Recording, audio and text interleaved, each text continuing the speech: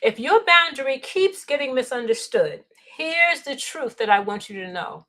A boundary that is not enforced becomes just a suggestion. And if you keep explaining your boundary to someone who benefits from ignoring it, you are not communicating. You are negotiating your peace. Today, we're talking about what to do when boundaries get tested, ignored, or even pushed back on. I'll show you a simple system to hold your line without guilt, without drama, and without becoming someone you do not want to be. Good morning, or good afternoon, or maybe it's evening. It doesn't really matter what time it is, and it doesn't even matter where you are.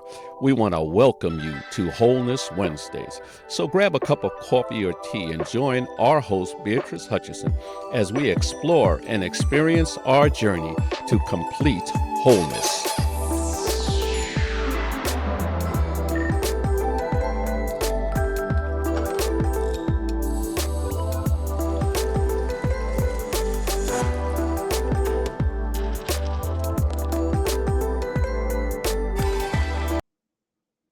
Hello, hello, and welcome back to another episode of Wholeness Wednesdays here on Completely Whole.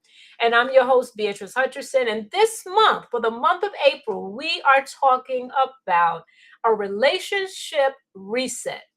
And so here we are in week 3, and we're talking about what to do with those boundaries.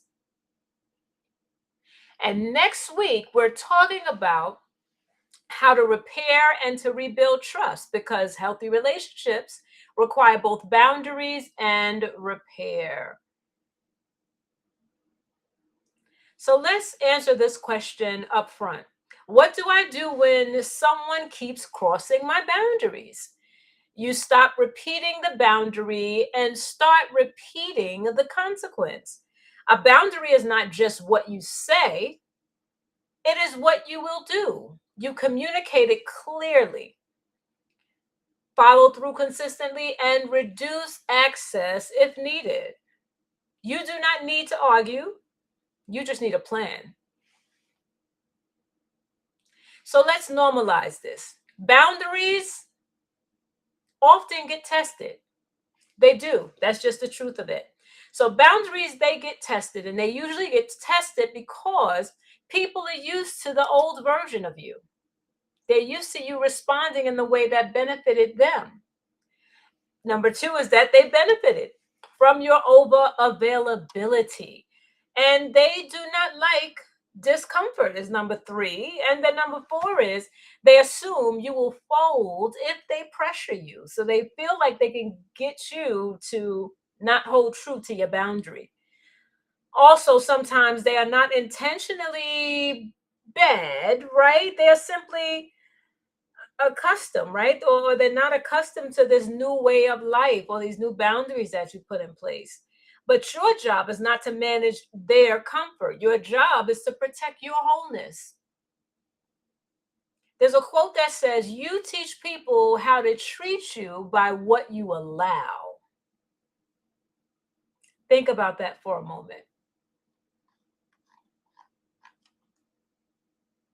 So, not often on how you tell them to treat you, right? But how and what you allow. So let's talk about the boundary maintenance system. Here is a system for when your boundary gets tested. So I call it the state, repeat, reinforce, and reinduce model, right? So you first want to state the boundary once and clearly. Repeat one sentence, do not debate. Reinforce with a consequence you control. Then reduce access if the pattern continues. And this is how boundaries become real. So, step 1, let's talk about state. Step 1 is state. So, a boundary has 3 parts. Number 1 is the limit.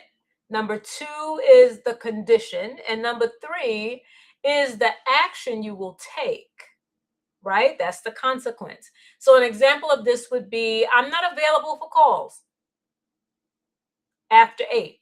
If you call, I respond tomorrow. Or I'm not discussing that topic. If it comes up, I'll change the subject or leave. Another example is, I can't lend money. If you ask, again, another one is, I can't lend money. If you ask again, my answer will still be no. So if your boundary requires a long explanation, it is probably still a negotiation, and that's how others will see it. Step number 2 is that you repeat, right? Step 2 is repeat. So this is considered the broken record technique. This is a part that frees those that are people pleasers. So when someone pushes back on you when you've set up a boundary, you don't have to give new information. You repeat the same sentence in the same tone, right? So that they see the consistency and they understand that you're serious about what you're saying. So you repeat those phrases.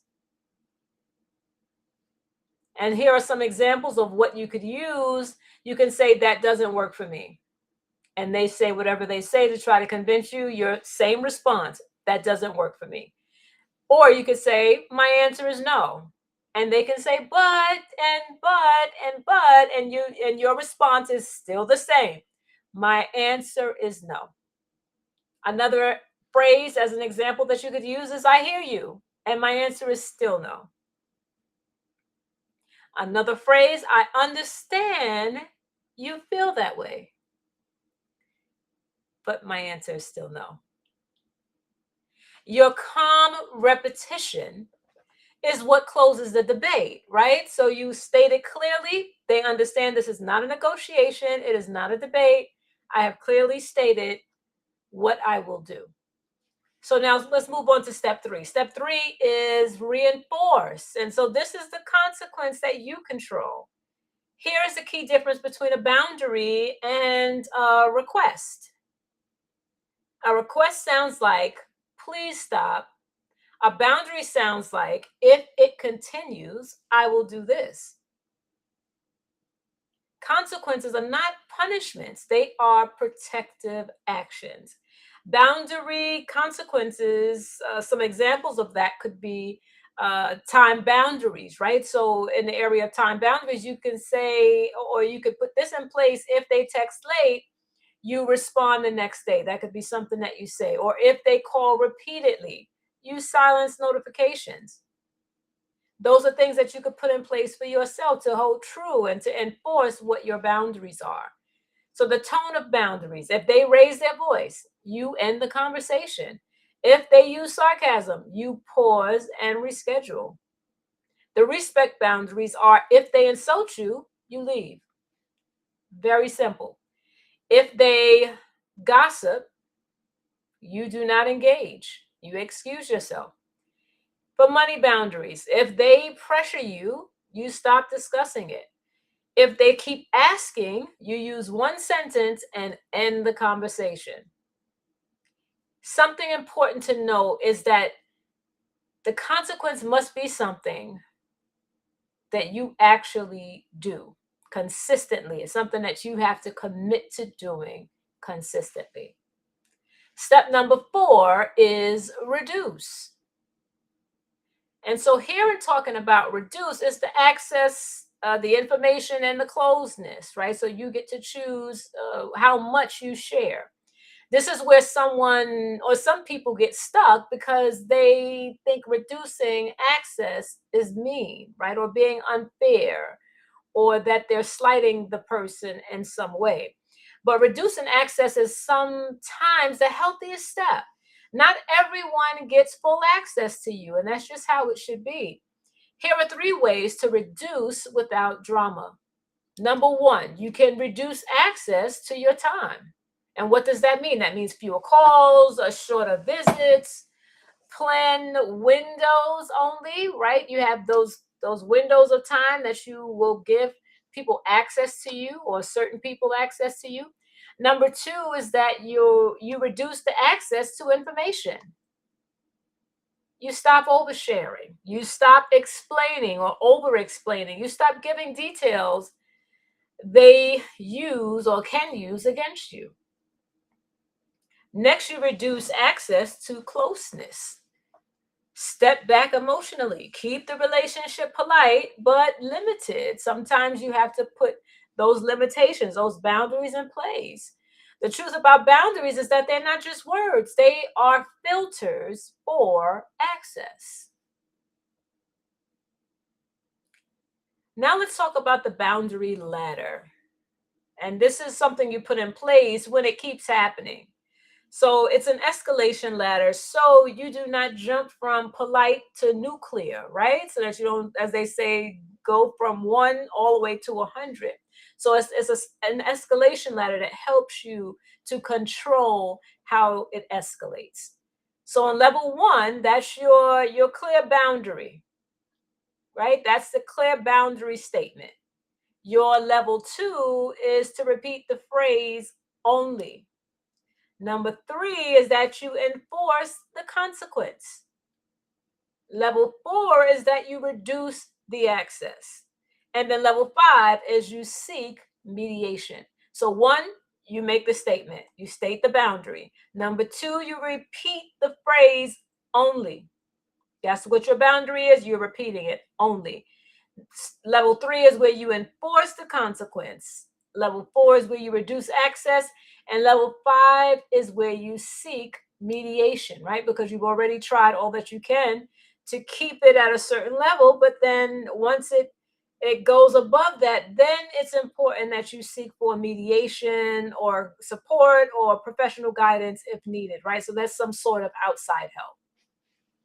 This ladder keeps you stable instead of reactive. It allows you to control your feelings and also where the conversation goes.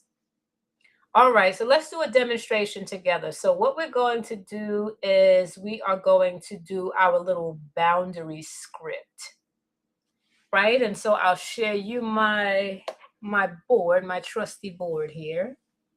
See if you can see that. Maybe not so close up. But it says my boundary is, my one sentence script is, if they push back, I will repeat. If they ignore it, I will do. And if it continues, I will reduce. Right? So it talks about what the script will be. So let's do this together very quickly. And you can get a notepad. I have my little board here, but you can get anything that you could write on. And so this is what you something that you could put in place, right? So it can be, let's see, no calls after 8. I'll use that one. Right? Because that is my family time, right? So that's the boundary that I put in place. And this is the one sentence script one, right? And so as I state here,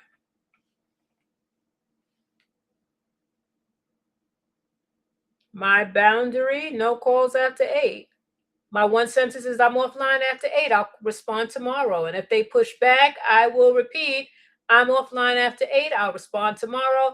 And if they ignore it, what will I do? I won't answer. And if it continues, I'll reduce by silencing my notifications or turning the phone off. Right. And so something as simple as this will allow you to have a structure, have a script in place so that you can stick to your boundaries, right? It's so important that you enforce your boundaries because as I started off by saying is that if you do not enforce your own boundary, it becomes a suggestion, right? Something that you're suggesting, but nothing that you plan on holding people to. So it's important that you enforce it. And so I hope that that little activity was helpful. We did it together. So I'm hoping that it was helpful to you. And so if so, just comment for me boundary in the description box on the comments below and tell me which one that you're enforcing, right? The time, the tone, the money, or family, whichever it is for you. But let me know what boundary you're putting in place. I'd love to know. All right, so now let me give you some ideas of what the pushbacks may look like, right? And then some ideas of how you can respond to those pushbacks. So, what to say when they say you've changed? You could say, I'm growing, right? It's not, you're not denying that, okay, there are some changes. I recognize that, but I'm growing. I'm not changing, I'm growing.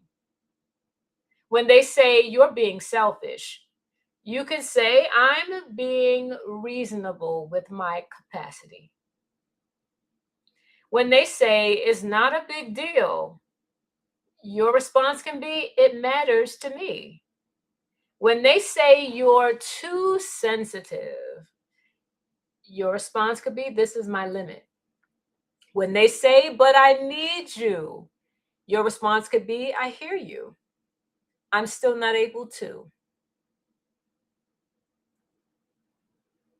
So those are some examples that you could use that could be helpful.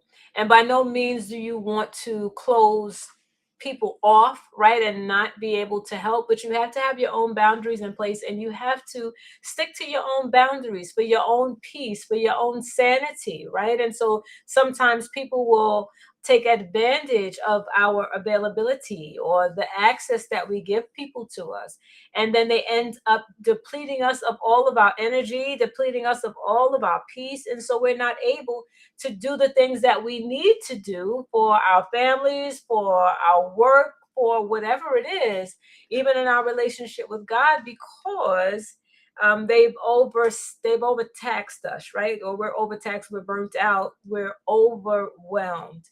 And so boundaries, they do not make you hard, right? They make you healthy. And that's something, that's a mind shift that we have to have, that it's to make you healthy. It's to make sure that you're in a good place, to make sure that you always keep your cup full, right? So that you can continue to serve others. But it's making sure that you know what you need and that you're meeting your own personal needs. And the right people will adjust. They will respect it. They will understand. The wrong people, however, will complain. That's what they'll do, because now you put them in a place where they feel uncomfortable. But either way, your peace is not up for negotiation. And that's the stance that you have to take. If you want help finding boundaries without guilt, I made a free document that I could share, a little toolkit. It's called the Boundary Enforcement Toolkit. And I can share the link to that below. And so it'll just have the process that I talked about: the state, repeat, reinforce, reduce system, the boundary level or the boundary ladder worksheet, and then also the scripts, the sentence scripts that I gave you as far as when they push back. And so, and then also a quick what to do when I feel guilty reset page, right? Because you will feel guilty, especially if you're the type of person that is a people pleaser, one that always puts the needs of others above your own. It's going to also be a transition for you. It will not be easy. Some people do not have no in their vocabulary, right? But it's something that helps us to stay healthy. And so we have to do that. And I certainly understand, because I was that one that always wanted to serve and always be there for people, but it was at my own detriment. And so I had to learn how to put boundaries in place. They are so important. They keep us healthy, right? And so, and if I be honest, with the relationships that really mattered, it didn't cause any issues, right? And so that's what we need to look at, but whether it's the wrong people or the right people. And so if it's the wrong people, then they don't need to have access to us anyway. And we do not need to be in relationship with them if they are the wrong ones for the season and the time that we're in. So if you want this tool, grab it in the description box below. And then also subscribe, because next week we are closing April with Repair After Hurt, the trust rebuild system. Because sometimes relationships can, we can be hurt by one another, and but there's always a way to rebuild. So that's what we're going to be talking about. So I hope that you were able to take away that it is important to put boundaries in place so that you guard your own gates, right? That you guard your own peace, that you guard your own mental stability, right? God gave you all of these things, and we have to be good stewards over it.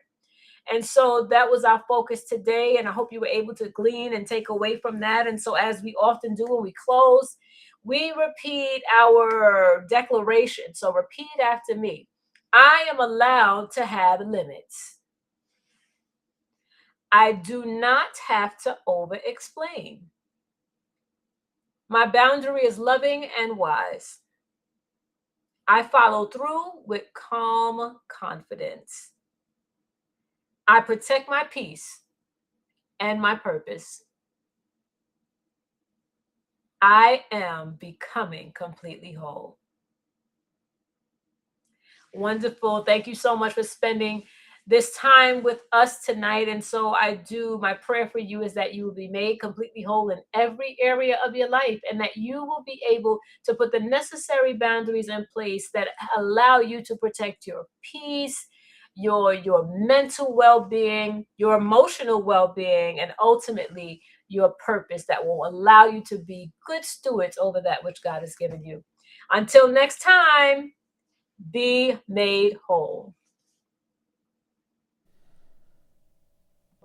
We thank you for sharing this time with us here at Wholeness Wednesdays. Thank you for joining us to explore and experience this journey to complete wholeness.